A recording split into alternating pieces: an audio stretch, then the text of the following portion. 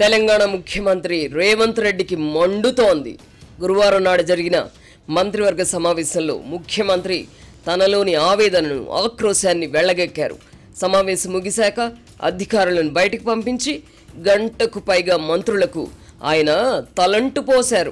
దాదాపు 2 ఏళ్ల క్రితం కాంగ్రెస్ అధికారంలోకి రావడానికి తాను ఎంత శ్రమించింది, ఎంత రిస్క్ తీసుకున్నది వివరిస్తూ ఇటీవల పార్టీలో చోటు చేసుకుంటున్న పరిణామాలపై ఆగ్రహం వ్యక్తం చేశారు. అందరినీ కలుపుకు వెళ్లాలన్న ఉద్దేశంతో మంత్రులందరికీ పూర్తి స్వేచ్ఛ ఇచ్చినప్పటికీ బాధ్యత తీసుకోవడానికి ఒక్కరు కూడా ముందుకు రావడం లేదని ఆక్షేపించారు. రాజకీయ ప్రత్యర్థుల విమర్శలను ధీటుగా ఎదుర్కోవడానికి చొరవ తీసుకోకపోగా ముఖ్యమంత్రిగా తనను ఫెయిల్యూర్గా ముద్రవేయడానికి ప్రయత్నాలు చేయడం పట్ల ఆయన ఆగ్రహం వ్యక్తం చేశారు. ఒక్కో మంత్రిని పేరు పెట్టి పిలిచి మీకేం తక్కువ చేశానని ఇలా ప్రవర్తిస్తున్నారు అని నిలదీశారు. రాష్ట్రంలో కాంగ్రెస్ పార్టీ మళ్లీ అధికారంలోకి రాదని, అనుభవ రాహిత్యంతో పార్టీని రేవంత్ రెడ్డి నాశనం చేస్తున్నారని, పార్టీకి అనాదిగా ఓటు బ్యాంకుగా ఉన్న రెడ్డి దళితులను దూరం చేసుకున్నారని, బీసీ రిజర్వేషన్లంటూ పార్టీకి నష్టం చేశారని కాంగ్రెస్ జాతీయ అధ్యక్షుడు మల్లికార్జున ఖర్గే వ్యాఖ్యానించినట్టుగా చేస్తున్న ప్రచారంపై రేవంత్ మండిపడ్డారు. ఈ విషయమై తాను ఆరా తీయగా ఖర్గే అలాంటి వ్యాఖ్యలు చేయలేదని రూఢి అయిందని, అయినా తనపై దుష్ప్రచారం చేస్తున్నారని ముఖ్యమంత్రి రేవంత్ చిరాకు పడ్డారు. నా రెక్కల కష్టంతో కాంగ్రెస్ పార్టీని అధికారంలోకి తెచ్చాను, ఆ క్రమంలో ఎన్నో కష్టాలు పడ్డాను, ఎన్నికల సందర్భంగా ఎంతో రిస్క్ తీసుకొని దాదాపు 1000 కోట్ల అప్పు చేసి పార్టీ అభ్యర్థులకు ఆర్థిక సహాయం చేశాను, ప్రస్తుత ఎమ్మెల్యేల గెలుపు కోసం కాలికి బలపం కట్టుకొని తిరిగాను, కాంగ్రెస్ గెలుపు కోసం నా అంతగా కష్టపడిన మరొకరి పేరు చెప్పండి అని రేవంత్ రెడ్డి సహచర మంత్రులను నిలదీశారు. మంత్రులు తరచుగా కీచులాడుకోవడం వల్ల పార్టీకి చెడ్డ పేరు వస్తోందని ఆగ్రహం వ్యక్తం చేశారు. ఇప్పుడు నాలో సహనం నశించింది, ఏదైతే అదవుతుంది, ఇకపై నేను తెగింపుతో వ్యవహరిస్తాను, పార్టీలో క్రమశిక్షణ ముఖ్యం, హద్దు మీరిపోతున్న మంత్రులపై చర్య తీసుకోవడానికి కూడా వెనకాడను అని ముఖ్యమంత్రి స్పష్టం చేశారు.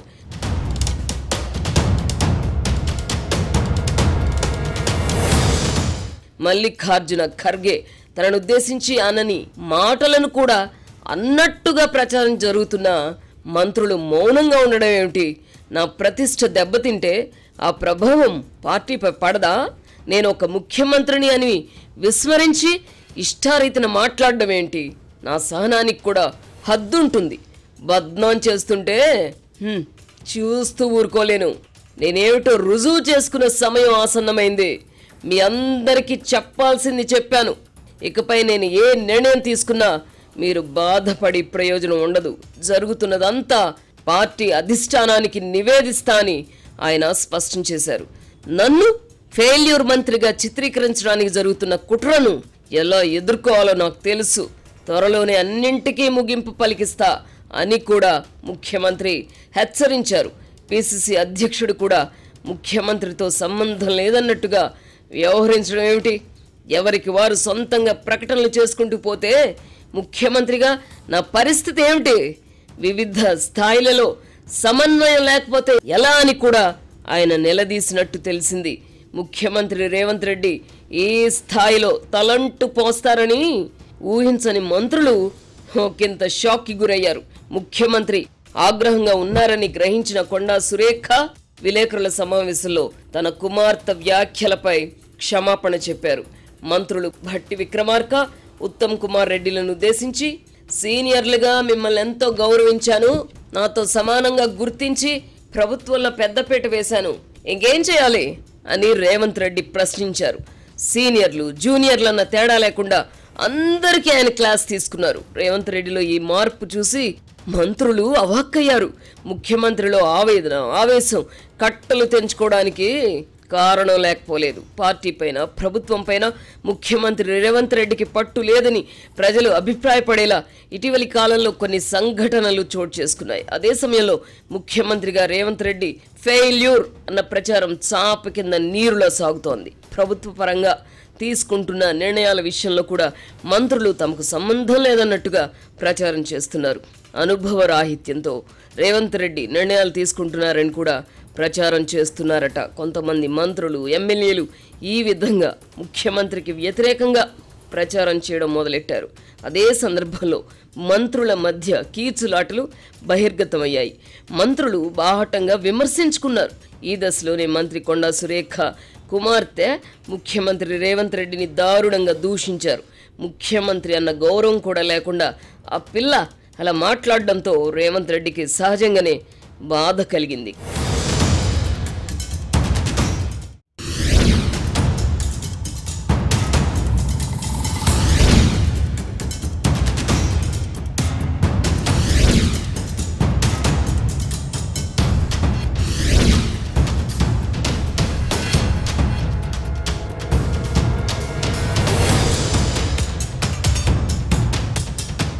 కాంగ్రెస్ రాజకీయాలు ఒకప్పుడు ఇలాగే ఉండేవి.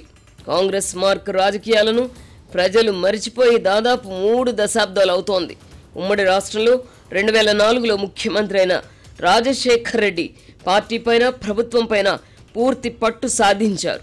దీంతో కాంగ్రెస్ అసంతృప్త స్వరాలు మోగబోయాయి. తెలుగునాట ప్రాంతీయ పార్టీలు బలపడడంతో ప్రజలు కూడా కాంగ్రెస్ను ప్రాంతీయ పార్టీ స్థాయిలోనే నడిపారు.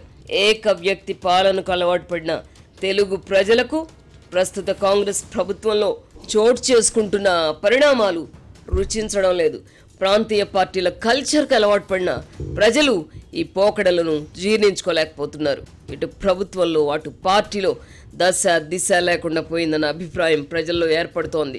ప్రభుత్వంలోనే కాదు, పార్టీలోనూ రేవంత్ రెడ్డికి పట్టు లేదన్న అభిప్రాయం వ్యాప్తి చెందుతోంది. రేవంత్ రెడ్డి ఇప్పుడు ముఖ్యమంత్రి అన్న వాస్తవాన్ని విస్మరించి ఎవరు పడితే వారు ఏది పడితే అది మాట్లాడుతూ ఉండడంతో జనంలో ముఖ్యమంత్రి ఆలోచనవుతున్నారు. దీని ప్రభావం సహజంగానే పార్టీపై కూడా పడుతోంది. 1995 నుంచి నేటి వరకు ఒంటి చేత్తో పార్టీని, ప్రభుత్వాన్ని నడుపుతున్న చంద్రబాబు, కేసీఆర్, జగన్మోహన్ రెడ్డి, దివంగత రాజశేఖర్ రెడ్డిని చూసిన ప్రజలు రేవంత్ రెడ్డి కూడా అలాగే వ్యవహరించాలని ఆశించారు. అయితే వాస్తవ పరిస్థితి అందుకు భిన్నంగా ఉంటోంది. ముఖ్యమంత్రిని దూషించిన వారిపై కూడా చర్య తీసుకోలేని పరిస్థితి ఉండడం ఏమిటి అన్న ప్రశ్న సహజంగానే తలెత్తుతోంది. చర్య తీసుకోకపోగా మంత్రి కొండా సురేఖ దంపతులను ముఖ్యమంత్రి నివాసానికి తీసుకెళ్లి చర్చలు జరపడం ఏమిటి? దీనివల్ల ప్రజలకు ఏం సందేశం ఇస్తున్నారు?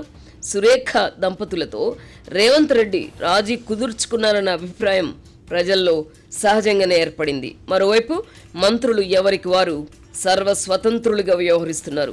ఆ శాఖ, ఈ శాఖ అని లేకుండా అన్ని శాఖల్లో జోక్యం చేసుకుంటున్నారు. జిల్లా కలెక్టర్లకు కూడా నేరుగా ఫోన్లు చేస్తూ కనీస మర్యాద ఇవ్వకుండా ఇతర శాఖలకు సంబంధించిన అంశాలలో ఆదేశాలు జారీ చేస్తున్నారు. కొంతమంది మంత్రులు మహిళా అధికారులను ఇళ్లకు పిలిపించుకుంటున్నారు. రాష్ట్రానికి ఒక్కరే ముఖ్యమంత్రిగా ఉంటారన్న వాస్తవాన్ని విస్మరించి ఎవరికి వారు ముఖ్యమంత్రులుగా భావించుకోవడాన్ని అధికారులు జీర్ణించుకోలేకపోతున్నారు.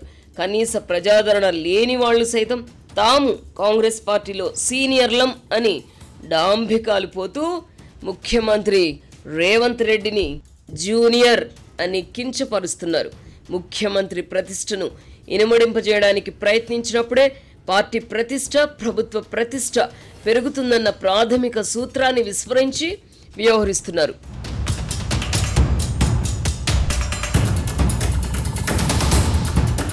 ఇదే సమయంలో ప్రభుత్వంలో వివిధ స్థాయిలలో అవినీతి పెరిగిపోయింది. ముఖ్యమంత్రి రేవంత్ రెడ్డి మంత్రులను కట్టడి చేయలేకపోతున్నారన్న అభిప్రాయం ఏర్పడింది. మరోవైపు ప్రభుత్వం వద్ద నిధుల కొరత కారణంగా చిన్న పనులు కూడా మంజూరు చేయించలేని స్థితిలో ఎమ్మెల్యేలు ఉన్నారు. ఈ పరిణామాలతో వారిలో అసంతృప్తి చోటు చేసుకుంటోంది. ఇక ప్రభుత్వ పరంగా తీసుకుంటున్న నిర్ణయాలు కూడా కలిసి రావడం లేదు. బీసీలకు స్థానిక సంస్థల్లో రిజర్వేషన్లు 42% పెంచాలన్న నిర్ణయం ఈ కోవలేకు వస్తోంది. ముందు వెనక ఆలోచించకుండా, చట్టపరమైన చిక్కులను లోతుగా అధ్యయనం చేయకుండా ఈ నిర్ణయం తీసుకోవడంతో ఉభయ భ్రష్టత్వం ప్రాప్తించింది.